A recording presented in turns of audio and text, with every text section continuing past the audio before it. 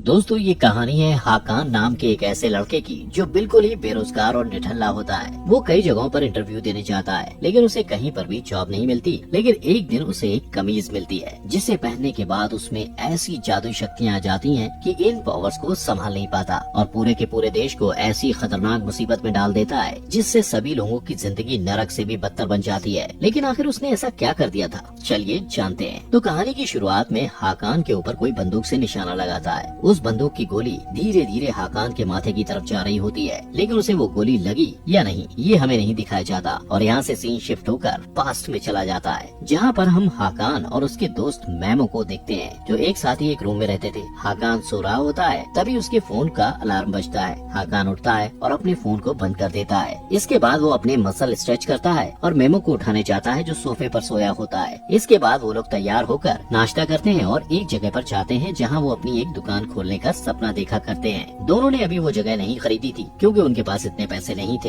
हाकान और मेमो उस दुकान के कांच के अंदर से झांकते हैं और बातें करते हैं कि वो अपनी दुकान को कैसे डेकोरेट करेंगे। उसी वक्त मेमो देखता है कि उनके फ्यूचर की दुकान एक अरबपति बिजनेसमैन फैसल एडम की कंपनी कैवडेन होल्डिंग के ठीक बगल में है। इसके बाद हाकान अपने पिता नेसेट कोलमार्क से मिलने के लिए जाता है। रास्ते में उसकी मुलाकात अपने पड़ोसियों और दोस्तों से भी होती है। वो सड़क के किनारे के बाजार में भागते हुए दिखता है और कई बाजारों, सड़कों और कोनों की दुकानों से होते हुए गुजरता है। इस बीच रास्ते में उसे एक औरत मिलती है, जिसका नाम टरकोन था। वो लोगों का भविष्य बताती है और हाकान से कहती है कि जल्द ही उसका भविष्य बदलने वाला है, जहाँ वो कुछ बड़ा और कुछ अलग करने वाला है। लेकिन हाकान वहाँ से चला जाता है, क्योंकि उसे किस्मत की बातों पर यकीन नहीं होता। हाकान अपने पिता के पास पहुँचता है। यहाँ उसे पता चलता है कि हाकान अनाथ है और नेसेट हाकान के पिता नहीं है, उन्होंने उसे गोद लिया था। हाकान अपने पिता से मिलता है, जो 600 साल पुरानी दुकान के मालिक थे और वो कुछ पुरानी और हाथों से बनी चीजें बेचते हैं। हाकान अपने पिता को अपनी एक दुकान खोलने के प्लान के बारे में बताता है, लेकिन नेसेट उसका मजाक उड़ाते हैं और उसके पहले के कामों के बारे में बताते हैं, जो नाकामयाब हो चुके थे। हाकान उन्हें ये कहकर मनाने की कोशिश करता है कि उसकी दुकान बिल्कुल नई है और बहुत अच्छी जगह पर है, लेकिन नेसेट उसे नजरअंदाज कर देते हैं और उसे एक लड़की को कारपेट देकर आने के लिए कहते हैं, जो वहाँ घूमने आई थी और उसने एक दिन पहले उस कारपेट का ऑर्डर किया था। इसके बाद अगले सीन में अरबपति फैसल एडम को दिखाया जाता है, जिसने शुरुआत से मेहनत करके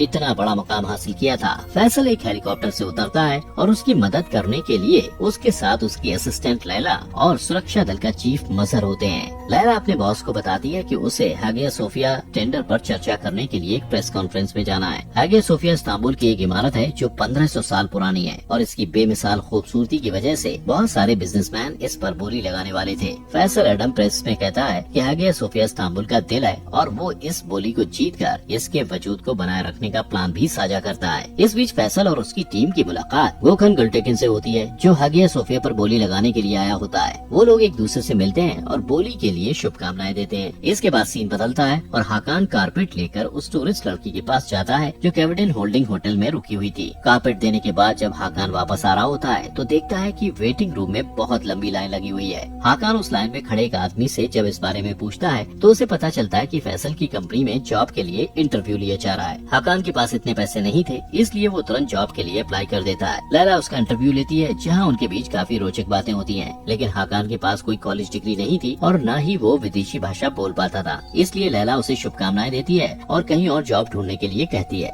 ये सुनकर हाकान वहाँ से चला जाता है। जब वो वापस जा रहा होता है, तो देखता है कि एक छोटी सी बच्ची के ऊपर एक झूमर गिरने वाला है। वो तुरंत दौड़ते हुए उसके पास जाता है और उसे बचा लेता है। फैसल और मजहर उसकी इस बहादुरी के काम को देख लेते हैं। इसके बाद हाकान फिर से अपने पिता को दुकान खोलने के लिए मना रहा होता है और तभी उनकी दुकान पर सुजैन नाम की एक लड़की आती है, जो तुर्की की जादुई शर्ट ढूंढ रही होती है, जो बहुत मुश्किल से मिलती है। सुजैन कहती है कि वो शर्ट उसके खास क्लाइंट के लिए है और इस शर्ट के लिए वो मोटी रकम भी दे सकती है। मिस्टर कॉर्माक उससे झूठ कहते हैं कि वो शर्ट उनके पास नहीं है, जबकि वो उनके तहखाने में रखी होती है। हाकान उनसे कहता है कि वो उस शर्ट को बेच दें, लेकिन वो हाकान की बात नहीं सुनते। इसके बाद मेमो वहाँ आता है और हाकान को बताता है कि उन्हें उनके घर से बाहर निकाल दिया गया है, क्योंकि उन लोगों ने घर का किराया नहीं दिया था। यहाँ हाकान को पता चलता है कि उसने जो पैसे घर के किराए के लिए टेबल पर रखे थे, मेमो उसे जुए में हार गया। दूसरी तरफ गोखन गुलटेकिन मजहर को अपनी कार में लेकर एक गुप्त जगह पर जाता है और वहाँ उसे फैसल को नीलामी से बाहर करने के लिए घूस देने की कोशिश करता है, लेकिन मजहर अपने बॉस के दुश्मन को वहीं मार देता है। दूसरी तरफ हाकान और मेमो का बिजनेस ठप पड़ने की वजह से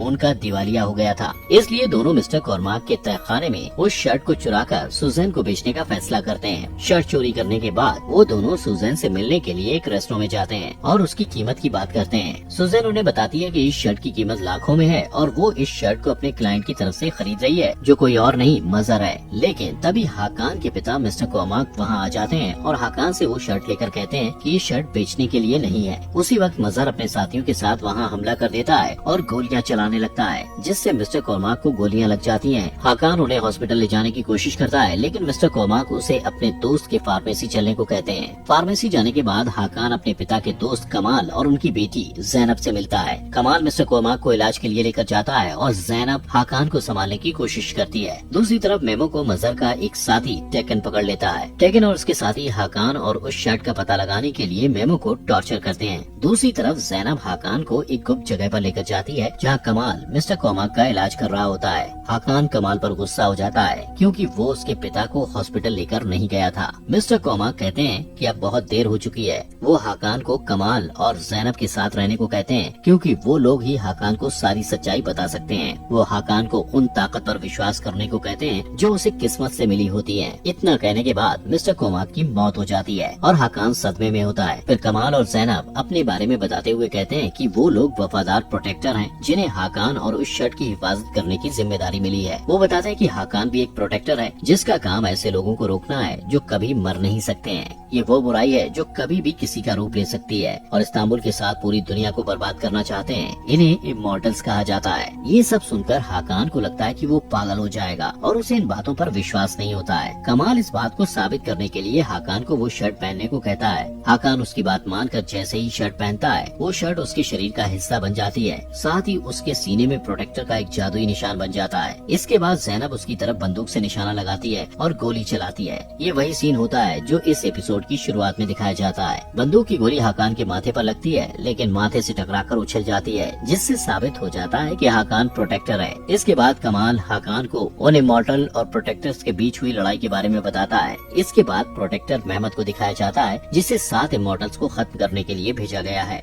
एक दिन उसे इमॉर्टल को पहचानने और मारने का रास्ता मिल जाता है, जो बिल्कुल इंसानों की तरह दिखाई देते हैं। उसे 3 तरह की चीजें मिलती हैं जो इस लड़ाई में उसकी मदद कर सकती हैं। इसमें से पहली चीज एक जादुई अंगूठी होती है, जो तब चमकने लगती है जब कोई इमॉर्टल इसके आसपास होता है। दूसरी चीज कटार होती है जो इमॉर्टल को मार सकती है और तीसरी चीज एक कवच होता है जो तपस्या से मिला होता है। मेहमद ने हाकान के पूर्वज को उसकी स्किल्स, ताकत और साफ दिल जैसी खूबियों की वजह से इमॉर्टल और प्रोटेक्टर के बीच की इस लड़ाई को लीड करने के लिए प्रोटेक्टर के रूप में चुना होता है। ये सब सुनते हुए हाकान की तबीयत खराब होने लगती है, क्योंकि शर्ट की वजह से वो शारीरिक और मानसिक रूप से बैलेंस नहीं कर पाता है। हाकान को इन सब बातों पर अभी भी यकीन नहीं होता और वो सोचता है कि कमाल और उसकी बेटी ने उसे किसी तरह का नशा दिया है। दूसरी तरफ टेगन और उसके साथी मेमो से हाकान और उस शर्ट के बारे में पता लगाने की कोशिश करते हैं। इधर कमाल और जैनब के यहाँ कमाल हाकान को लेकर परेशान होता है और कहता है कि हाकान बिल्कुल भी ट्रेंड नहीं है और इमॉर्टल लड़ने के लिए तैयार नहीं है, इसलिए वो हाकान को लड़ाई के लिए तैयार करने का फैसला लेता है। इस बीच हाकान उस जगह से भाग जाता है और वापस अपने अपार्टमेंट में आ जाता है, जहाँ उसे पता चलता है कि टेकन उसका पता लगाने के लिए आस पड़ोस में पूछताछ कर रहा है। वो घबरा जाता है और अपने कमरे में ये सोचकर जाता है कि मेमो वहाँ होगा, लेकिन उसे मेमो नहीं मिलता। उसी वक्त उसकी नजर एक अजीब से डिब्बे पर पड़ती है, जिसमें एक बंदूक के साथ एक तस्वीर होती है जो 1989 के समय की ली गई थी। उस तस्वीर में कमाल, नेसेट और मुराद नाम का एक आदमी था। इस बीच जैनब हाकान को ढूंढते हुए वहाँ आती है और वो लोग बात कर रहे होते हैं। तभी टेकन हाकान को मेमो के फोन से मैसेज करता है और उसे सुल्तान अहमद स्क्वायर मिलने के लिए बुलाता है। हाकान को लगता है कि मेमो ने उसे मिलने बुलाया है, इसलिए वो जैनब के साथ उससे मिलने के लिए चला जाता है। दूसरी तरफ कमाल सुजैन से मिलने के लिए आता है ताकि वो पता कर सके कि उसे वो शर्ट किसके लिए चाहिए थी। उसे लगता है कि सुजैन के जरिए वो इमॉर्टल का पता लगा सकता है, लेकिन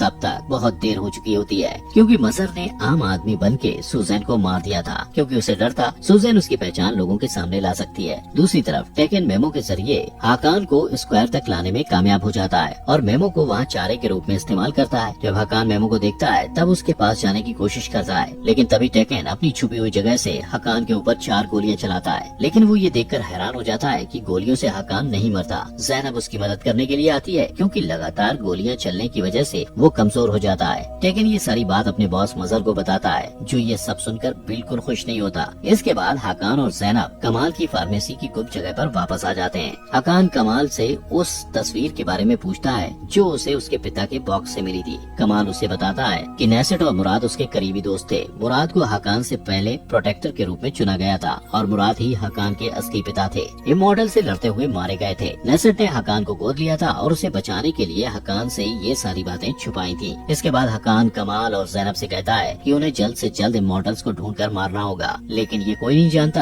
कि इमॉर्टल्स कैसे दिखते हैं और उन्हें पहचानने के लिए जादुई अंगूठी की जरूरत होती है। दूसरी तरफ फैसल हाकान की बहादुरी देखकर उससे काफी ज्यादा खुश था, इसलिए वो लैला को उसे सुरक्षा दल का हिस्सा बनाने के लिए कहता है। वहीं दूसरी तरफ हम देखते हैं कि टेकन मजहर को हाकान के बारे में कुछ जरूरी बातें बता रहा होता है। वो नेसेट का बैकग्राउंड चेक करता है और मजहर को एक फाइल देता है, जिससे पता चलता है कि उसका हाकान और उस शख्स से कोई रिश्ता है। दूसरी तरफ कमाल हाकान को उसके पूर्वजों के बारे में बताता है कि उन्होंने कैसे इस्तांबुल और पूरी दुनिया को प्लेग और अकाल से बचाया था, जो इमॉर्टल्स की वजह से फैला था। कमाल हाकान को अपने दिमागी स्थिति को काबू करना सिखाता है ताकि जादुई शर्टों से प्रोटेक्ट कर सके। वो हाकान के हाथों में गर्म पत्थर का टुकड़ा रख देता है, जिससे हाकान ज्यादा से ज्यादा दर्द बर्दाश्त करना सीख सके और वो इमॉर्टल्स का सामना कर पाए। वो उसे लड़ना सिखाता है। इसके बाद कमाल हाकान और ज़ैनब को बड़े वफादार से मिलने के लिए कहता है, जिसके पास जादुई अंगूठी होती है। वो कहता है इमॉर्टल उस अंगूठी को पाने के लिए कभी भी उनके पीछे आ सकते हैं, इसलिए ये देखना जरूरी है कि अंगूठी सही हाथों में है। प्रोटेक्टर को इमॉर्टल्स का पता लगाने और उन्हें खत्म करने के लिए तीनों जादुई चीजों की जरूरत होती है, जिसमें से जादुई शर्ट हाकान के पास होती है और जादुई अंगूठी बड़े वफादार के पास होती है। लेकिन सभी वफादारों के पास अलग अलग जादुई चीजें हैं, इसलिए उन चीजों को प्रोटेक्ट करने के लिए उनका उसूल होता है कि वो एक दूसरे से बात नहीं कर सकते।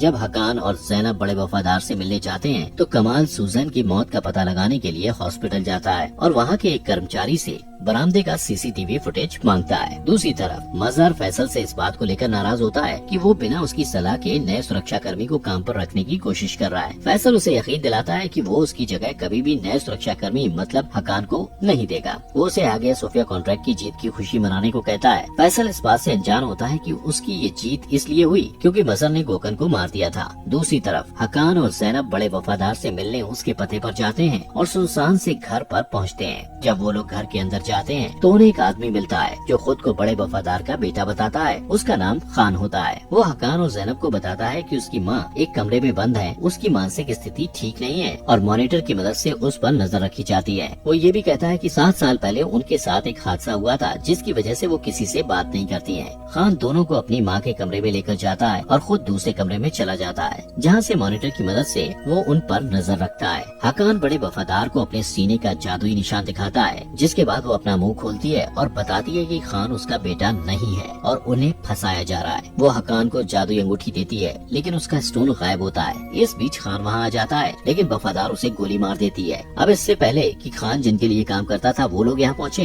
हाकान और ज़ैनब सीसीटीवी फुटेज को खत्म कर देते हैं और वहाँ से निकल जाते हैं। वफादार उन्हें विश्वास दिलाती है कि वो खान के आदमियों को संभाल लेगी। दूसरी तरफ फैसल हाकान को सुरक्षा दल में शामिल करने के लिए काफी सीरियस होता है, इसलिए लैला हाकान को कॉल करके फैसल से मिलने के लिए बुलाती है। हाकान उसकी बात मानकर फैसल से जॉब के बारे में बात करने के लिए जाता है और यहाँ उसकी मुलाकात मजहर से होती है। मजहर को ये नहीं पता होता कि वो वही हाकान है जिसके पास वो जादुई शर्ट है और जिसका पीछा वो इतने दिनों से कर रहा है। इस बीच मजहर किसी को कॉल करता है और खान के बारे में पूछता है, जिससे ये पता चलता है कि मजहर ने ही खान को उस वफादार के घर में भेजा था। हाकान को जब ये पता चलता है तो वो वहाँ फैसल के लिए सिक्योरिटी का काम करने के लिए तैयार हो जाता है, क्योंकि उसे लगता है कि वहाँ काम करते हुए उसे मजहर के बारे में और भी कुछ जानने को मिलेगा।